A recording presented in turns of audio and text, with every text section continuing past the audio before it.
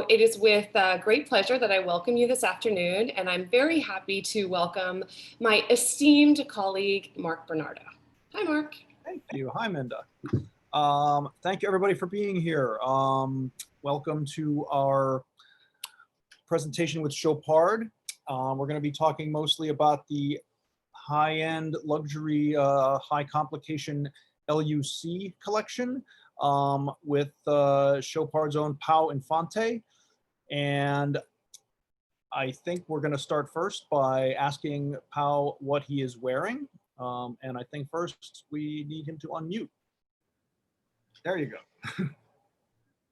So yes, thank you for the introduction. It's a pleasure to be here and to talk about Chopard watches today with you. What am I wearing? Well, I'm wearing the new Perpetual Twin, which is a perpetual calendar. It comes in a steel case, but this one is in rose gold, actually. So, all right. So I am going to let you go right into the presentation here, and I will, if I have questions, I will pop in as we had discussed, and I'm sure we're going to have questions from the audience when all is said and done. So take it away. Excellent. So I think we'll start first by showing you a nice video of where our manufacturer is situated in Fleurier in the Val de Travers.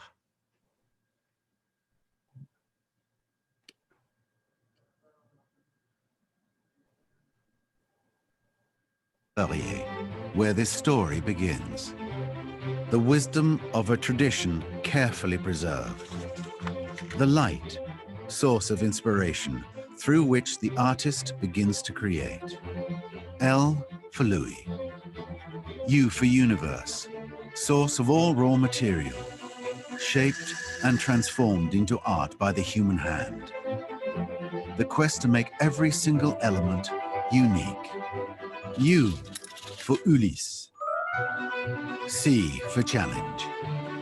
Our passion in putting mechanical precision at the service of elegance. Our craftsmanship in closely orchestrating each element, bringing it to life. C for control, ensuring the exclusivity of our timepieces. Our authenticity in balancing art and technique. Louis, Ulysse, Chopard. Passion for excellence since 1860. So that's a perfect way to start the presentation, is by talking about who our founder was, because many people actually have a different perception of our company, or might think that we only sell ladies' products, but actually Chopard was founded as a watch brand.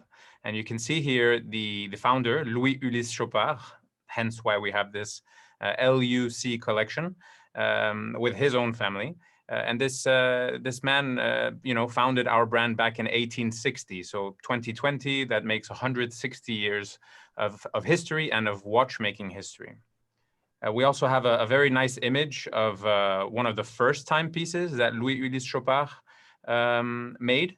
And actually, you can see that the logo that we find towards 6 o'clock is very similar to the one that we still use today. And the Roman numerals that we find on the dial are almost identical to the ones that we use in our L.U.C collection today.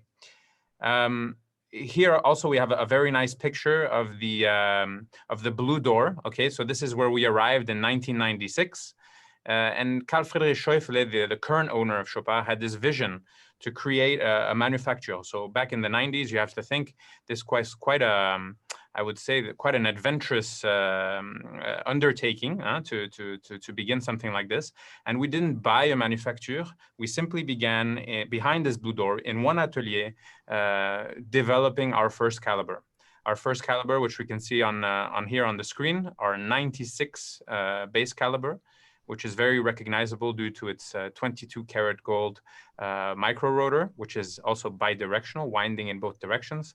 It has a twin technology, 2 barrels that hold almost 3 days of power reserve. So for its time, it was quite a revolutionary base caliber. And we still use it today very much in the collection. Even the novelty that I'm wearing actually has this base caliber integrated into it. Next, I'd like to talk about the building you see here, which is our manufacturer today. So as you can see, we have grown in size, but that doesn't necessarily mean that we've grown in production. We really limit ourselves in terms of quantities to around 4,500 watches per year. So it's a very exclusive production, I would say. You cannot find it everywhere, and we have a very exclusive distribution for it as well. You cannot buy L.U.C timepieces anywhere. Only in specific authorized points of sale, of course. Next, on the screen, you'll see a list of the different crafts that we've really mastered at our manufacture. The first one is that we have our own research and development team. So here is where we spend a lot of time. Anytime you want to launch a movement, you're talking about easily 3 to 5 years of research and development. And we do this in-house. We don't buy our movements or our concept of movements from outside the company. We do it ourselves. Second, we have our own micromechanics department. So of course, we try to produce as many as the small components that you find inside the movement as possible. Next, we do the decoration, of course, all in-house, but more importantly, for L.U.C, everything is hand decorated. So here we don't have this idea of having a huge production and of having to resort to mechanical or machine decoration. Here we really do it the artisanal way by hand. Of course, we assemble our own movements. The fifth point you'll see is, of course, that we have our own design team for the exterior of the watches. So we have our own in-house designers. Very important, we have our own in-house gold foundry, and this is quite rare today in the industry. So we melt our own gold, and we have our own, I would say, alloy, our own color. That's why the rose gold of Chopard is a bit different from the rest of what we see in the industry. Of course, we stamp our own cases. We make all of our own steel and gold bracelets, also assembled in-house, of course. And lastly, of course, we do the casing up ourselves and the quality control before we send it out to the different markets to be sold. So really, when we put Chopard on the dial, we want to stand behind our product and say that we're doing all of these things ourselves, and it's not being outsourced where we would jeopardize on the quality. We control it completely ourselves. Next, we will talk about the independent certifications that we use for our timepieces. And this is not something that many brands do, but at Chopard, we have 3 independent certifications that we use. The first one being the COSC, which I think everyone is quite familiar with. We rely on this independent body to tell us that we have accurate timepieces. The second one, the Geneva Seal, which is maybe one of the older or oldest independent certifications. And here we really rely on Geneva Seal to tell us we have beautiful movements and also that they have been assembled on the Canton de Genève. It's a certification of origin in a way. And lastly, maybe the most complex one, I would say, is the Fondation Qualité Fleurier, where here we really destroy part of the production and even put the final watch in a simulator to kind of duplicate the actions that you would have on a day-to-day basis and ensure the precision of the timepiece. So that's the introduction for our L.U.C collection, and I think probably for many of you this was a surprise because it's we do things the right way, but actually not so many people have heard about it, and that's why we're here today, really to push and introduce the idea also that we've had this manufacture next year for 25 years. We will be celebrating our 25th anniversary with 11 base calibers developed over the years and over 80 variations of these base calibers. So really we have a full-fledged manufacturer, and now we'll talk about some of the timepieces that we've developed in this manufacturer. I don't know if you have any questions for me before we begin with the timepieces. Poe, I was going to ask this later, but you had brought it up earlier about the Fleurier quality certification. Do you want to go into a little more detail about that, or do you want to do that later? Or as I think people are curious about it. Yeah, we can. I think it's one of the most demanding external certifications in the Swiss watch industry, and it's a certification that was started in 2004, so coming up to 16 years. Participants today include Chopard, include Parmigiani, include Beauvais, I think there's a fourth, Val Fleurier as well, who is certifying some movements there. But it's a test. I would compare it to a crash test. You know, in the car industry, before you put a car on the road, you have to test its durability and its reliability in a way. And this is what we do with our timepieces. It's not a test like the COSC where it's in a stationary position. It's really a dynamic test and a crash test, where we destroy a percentage of the production actually, to make sure that when we put the watch on the wrist of the customer, that it's going to keep accurate time actually. So, and this is only watches manufactured in Fleurier would be eligible, correct? No, that's a common misconception actually. It's a common misconception. The name is Qualité Fleurier, but actually we welcome other brands to come and try it. It's a very challenging external certification, and maybe one of the reasons why not many brands have tried, because it's quite costly and challenging. Yeah. Please continue. So I think we will start with the first timepieces that we are presenting today, and I have to tell you, all of these are novelties. So in a way, it's we're discovering these timepieces together here in the US for the first time. The first timepiece is the steel version of what I'm wearing at the moment. It's called the Perpetual Twin, and it's our perpetual calendar, but in a steel case. So that's already quite interesting in terms of a proposition to have a perpetual calendar, which is normally offered in a gold case or platinum case, to be in a steel case. And it has this micro rotor movement that you can actually see there on the screen. So it's part of our 96 base caliber. With the twin technology, the 3 days power reserve. And the dial is also quite interesting. You have these 3 sub dials, one giving you, of course, the months, one giving you the days of the days of the week, the small seconds at the base, and you have even the leap year indicator on the top right sub dial. Here we have its, I would say, big brother, which is the rose gold version. This is what I'm wearing at the moment, and also has the same caliber, the same movement. You have to know it's an instant jump perpetual calendar, and on top of that, we say that it's child-proof, because if you were to try and change any of the functions at a certain time in the danger zone that we call, here you would not be able to access the movement. So there would be no risk for the user to damage the movement. And you can admire here the steel timepiece as well. Neither of these are limited editions. They are part of our regular collection. And of course, they're available in our US boutiques and a few authorized retailers. You can see here an image of the movement, the front and the back, with the very, I would say, iconic big date. Those 2 wheels that are going to give us the date, and in the back of the movement, that micro rotor, which is winding those 2 twin barrel technologies. When we use this micro rotor in some of our other timepieces, we're able to achieve a very thin case size. Our XP or XPS, we achieve around 7.2 millimeters.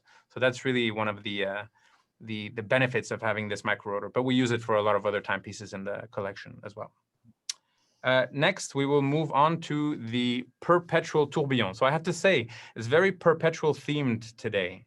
And here on the screen, you can see we've married 2 different complications, the perpetual calendar, which is a favorite, with the tourbillon, which is also happens to be a favorite. And on the screen, we have a very special edition. It's a white gold edition with a salmon dial. And we're only going to make 10 of these pieces. So I'd have to say, statistically speaking, we might have 1 or 2 for the US. So if you were to wear something like this, you would be, quite unique.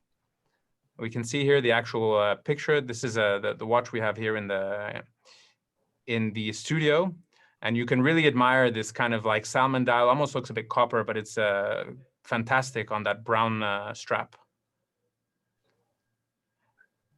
For this watch, actually, it's not automatic, it's hand wound. And you can see on the back of the movement, there is a power reserve indicator.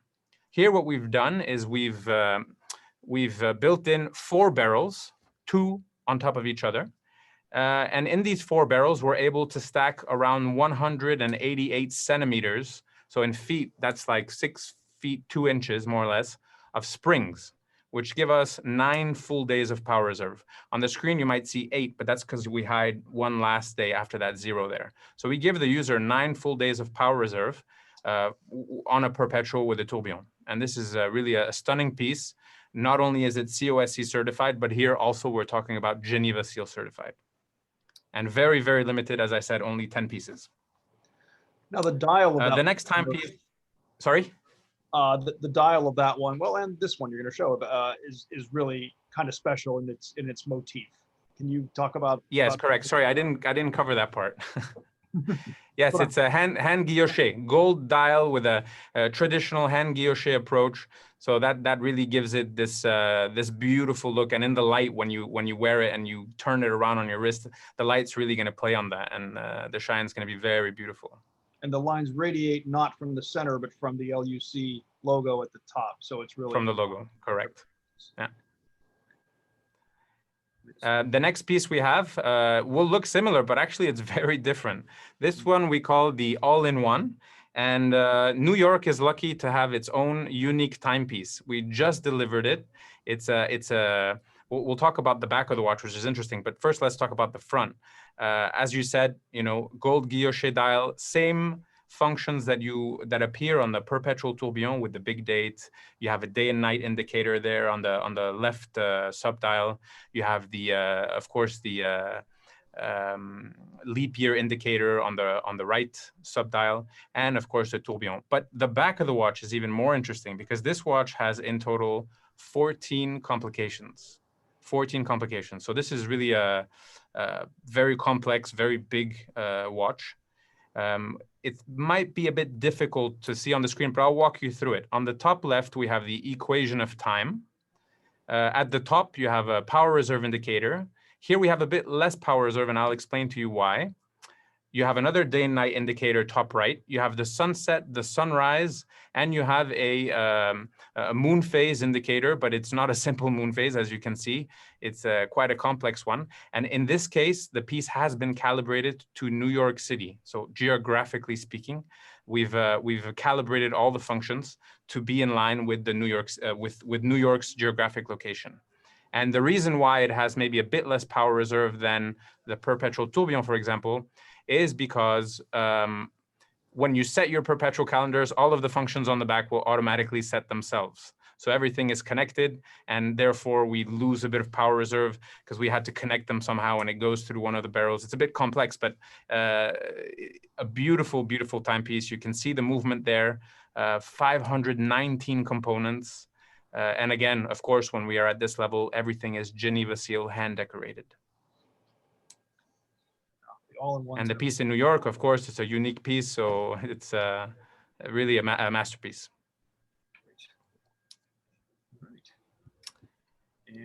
And then we'll move on to maybe one of our latest Grande Complication launches, and we'll start off with a video which I think sums up a bit at which level we have arrived in our own manufacture, because this is our own in-house minute repeater.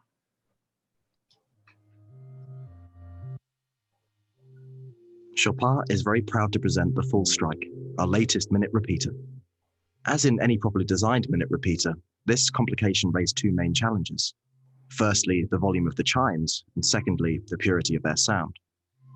In order to best amplify the notes, we decided to use the watch's crystal itself as an acoustic amplifier. The molecular properties of the sapphire confer an extremely pure and crystalline sound to the chimes. To ensure that the vibrations be transmitted as directly as possible from the gongs to the crystal, we came up with a unique solution, which was to couple them using a built-in component. The idea of a monoblock crystal was born. An extraordinary amount of calculation was invested in the dimensioning of the energy delivered by the hammers when they strike the gongs, so as to attain from the crystal a sound that is both strong and clear. This is the Full Strike by Chopard.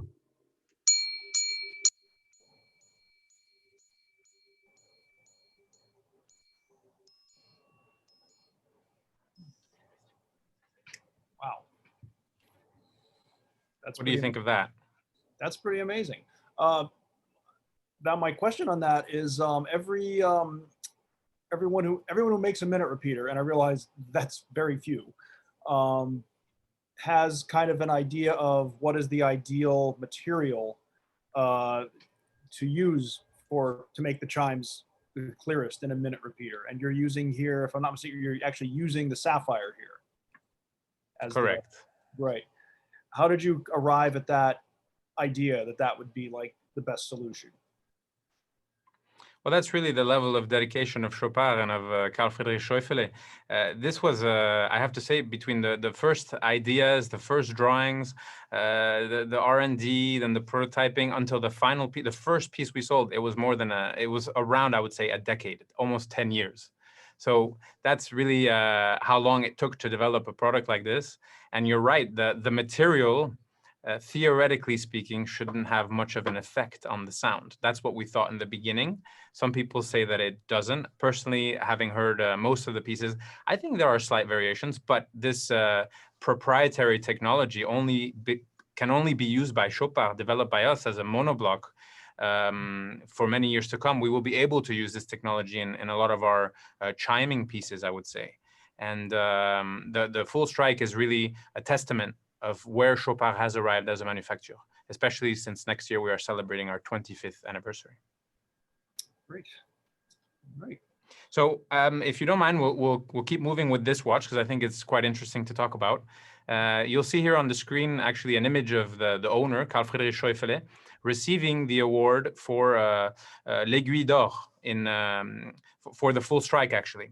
And this is, for those of you who are not familiar with the Grand Prix d'Horlogerie de Genève, it's a bit like the Oscars of the watch world. And l'Aiguille d'Or is a bit like movie of the year. So everyone always remembers what is movie of the year? Well, it was the Chopard L.U.C full strike. And we were very proud to get this award on a timepiece that we launched that year. The rose gold version, fortunately for us, is sold out, but we've started to work on other materials. And I think the one that we'll see on the screen here is actually cemented steel. So it's not just regular steel, it's cemented steel, which is, I would say, quite scratch proof, I would say. We reach an extremely high level in terms of Vickers and in terms of scratch resistancy.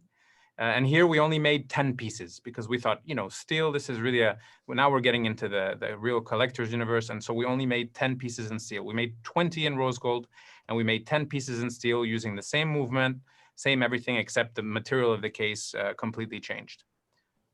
You can see actually, if we stay on the dial for a second, maybe this is quite interesting. You can see that there are two power reserve indicators, actually, one with a blue hand, one with a silver hand. And that's because we've separated the energy. We've put energy for the watch into one barrel and energy for the sound, for the sonnerie, into a separate barrel, which helps a lot with the quality of the sound, the consistency of the sound. And so we're able to put 60 hours of power reserve in the watch, and we're able to play 1259, the longest possible combination, 12 times in a row without having to wind it. So if you wind one way, you wind the watch, you wind the other way, you wind the sound, the chiming function. You can see here the timepiece we have in the studio. This is, I believe this is the prototype that we use. Yeah. So all of these pieces, you have to know, full strike in general, we don't have stock. We make them on order. So it's a bit like buying a bespoke suit. You go to your tailor and it takes some time. We make it for you. The dial, of course, is also a gold dial, and the movement that you can admire here is a completely crazy movement, 533 components, I believe. So in terms of components, it's the most complex movement we make at Chopard. But I'm sure for many of you watching here today who didn't know that Chopard had a manufacturer, this is quite a surprise. It's amazing. And is cemented steel something else that you came up with in-house and developed in-house? No, it's not proprietary, but it's a steel that has, in French we say, that has been carburized, bombarded with carbon atoms to make it, to reinforce the structure. So it's not really like a coating. It actually kind of transforms the top of the material, and it correct. Mm-hmm. And we even have clients. I remember we were in Basel. It wasn't Basel. I think it was earlier this year. And a client even took a nail and tried to go at it with a nail and was just unable to scratch it. So it's really an amazing material. Yeah. You know, at the peril of selling it, I took a chance, and thank God that nothing happened, or else it could have been my job. Very impressive. So in terms of timepieces, that's it for us. We have, as we presented, 4 different perpetuals. And of course, all of these would be available in the US boutiques and some of the authorized L.U.C retailers. We don't sell this. As I said, we have such a small production of these timepieces that we just simply cannot afford to sell them in all of our points of sale. Okay. All right, I'm pretty sure we have some questions from collectors. And maybe Yes, we do. Yes. Hello, everybody.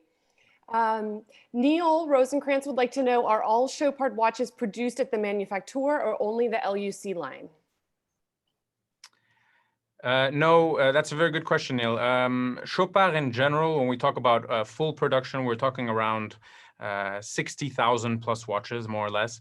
And of course, that's not the approach of the manufacturer. So the manufacturer, we really keep for the hand-decorated, really haute horlogerie pieces, and that's really just L.U.C. There are a few exceptions. You might find an L.U.C movement inside of a Mille Miglia for the 90th anniversary, for example. But in general, this manufacturer is really reserved for the L.U.C movements. So also in the L.U.C, which I'm not sure if you can answer this one, Jordan would like to know, are there any plans to introduce new high-frequency watches into the L.U.C line following the 2 innovative 8HF limited editions? Yes, that's also a very good question. And the high-frequency timepieces did quite well for us, beating at 8 hertz, so double the regular speed. I would say that I cannot really comment much on this, but don't exclude the possibility of there being a future timepiece with this high-frequency technology. Thank you. So Justin, who also saw the panel earlier this morning on chronographs, is very interested in ethical production and says that this is a key factor going forward in purchasing products, especially luxury products. He asked, how does Chopard ensure its gold is ethical? So, you know, I would say if you rewind the clocks maybe 20, 30 years ago, brands were buying gold from the bank. And we're not doing that anymore. We're going to the source. So we know exactly where the gold is coming from. And as I said before, we have our own gold foundry. So we are melting our own gold. We are creating our own alloy. And that's how we ensure the traceability of our gold. We were one of the first brands, I would say, that really started in this kind of down this path, I would say, with Fairmine gold. And Fairmine gold was very small production, artisanal gold, and we were going directly to the mine. Today, if we want to extend it to the entire collection, it's much more difficult with Fairmine gold because it's such a small production. So we call it ethical gold, and we're going directly to the source to get the gold. And for the steel, it's the same thing. The supplier that we work with adheres to the same kind of criteria that we do. And we think that this is really, as you said, it's going to be very important for customers down the line in terms of traceability and sustainability. It's very important to me too, personally. I know that. So I love to hear that. And maybe just one more detail concerning sustainability and being ethical and so forth. I have to say, in a way, alligator is a bit on its way out as well, because many countries are imposing new rules on this. Many stores around the world, such as Selfridges in London. I know the state of California actually took a position on that as well. So we are modernizing watchmaking and including a lot of these ethical decisions into it. So I have one more personal question from our audience, who is primarily American and Canadian today. And, we have a slightly different tradition of collecting watches, perhaps in Switzerland. So Joe would like to know, Po, what was your first watch? What ignited your passion for watches? That's a tough question. I have to say, I think the first timepiece, which I still have, was a Hamilton, was a khaki field mechanical, and that for me that was I think that kind of sparked my interest. But I have to say, now I have to be loyal to Chopard. The first timepiece I bought myself with my first salary was a Chopard Mille Miglia, because I had always kind of dreamed about that timepiece. and collecting has become a problem ever since. And how old were you when you bought that? Like 18, your first? Mille Miglia, the first Mille Miglia I bought, I believe, was in 2007, if I'm not mistaken. Oh, wow. Yeah. Okay. Yeah. We're getting quite a few come in now. So Kenneth is asking, what is the split between watch and jewelry sales for Chopard? I don't know if you can answer that, but another collector had asked, are there any synergies in design and expertise between watchmaking and jewelry making? So maybe you'd like to comment on that? Well, certainly one of the key things for Chopard and one of the important things for the owners is to try and keep everything in-house. So all these crafts that we bring into the company is for future projects and so on. We've just recently, and I don't know if I'm allowed to say this, but we've just recently taken another craft into our manufacture for enamel dials. So clearly that's a way to add to your internal know-how. The split between watches and jewelry, I would say in terms of quantity, it's more or less 50-50. But of course, watches having a higher average sales price drive the business. Kenneth and also, in terms of, I think, yes, go ahead. Sorry, I just wanted to say that he commented on the exceptional Queen of Kalahari project, which is incredible. That's something altogether different, which is the high jewelry. And if we include that into the statistics, then of course the prices are very different. But yes, our high jewelry department is one of the reasons why Chopard is so well known around the world. And we have been a proud partner at the Cannes Film Festival. So many of the stars wear our jewelry and our earrings, our necklaces, but also our watches. You have to pay attention. If you look at a lot of the gents, when they're wearing their tuxedos, they're usually wearing a L.U.C timepiece as well. You know, I'm just volunteering myself for the next WatchTime Live. I know it's not a film festival, but I'd be happy to model any of those for you, Po. No problem at all. That reminds me actually of my favorite bit, if you don't mind, by putting a slightly non-watch related thing out here. When I toured the factory and on the subject of the partnership with Cannes, I learned that the actual Palme d'Or trophy is made in the same factory that makes Chopard watches and jewelry, which I think is a really cool thing. Correct. Most people don't Yes, know. absolutely. So does that mean, Yeah. is the Palme d'Or trophy now made out of ethical gold? Yes, absolutely. Absolutely. Yeah. Great. And yeah, you're right. We even make the trophy. We try to do everything ourselves. Sumaji would like to know, he says his favorite is the L.U.C Big Date Moon. Any news in the future, please? Yeah, the Big Moon is a really nice piece. I've considered buying it myself as well. You've had this high precision moon phase, which is accurate to 122 years. And you have this really iconic big date opening at the top. Yeah, I would say look out for other animations. It's certainly one of our iconic key pieces in the collection. And it doesn't mean that we won't be coming out, in the future with different dial colors and so on. Yeah. And I just have one final question from Samuel. And I think this is a really interesting one. He says, what key elements define luxury by Chopard? Oh, this is a tough question. You're getting the tough ones today. I think independence is very important for us. We are one of the last remaining family-owned businesses in this industry, and the Schäufele family is really adamant about staying independent. So I think that's definitely one of the key pillars for our company. And creativity, I would say as well, in terms of not only innovation, but in terms of design, to not just come out with commercial designs that please everyone, but to come out with things that are quite different and that might attract, someone who's willing to take a chance and not follow, but, be their own leader in a way. Thank you. And then being a family-run business and with locations around the globe, provided things open up soon, what's the best way for our audience to see product, to visit? Can we visit the manufacturer? How would you advise us to be in touch? So I think the easiest way, of course, geographically speaking, we have boutiques all around the world. We're an international company with, I think, approximately 150 boutiques around the world. So of course, there should be one near you.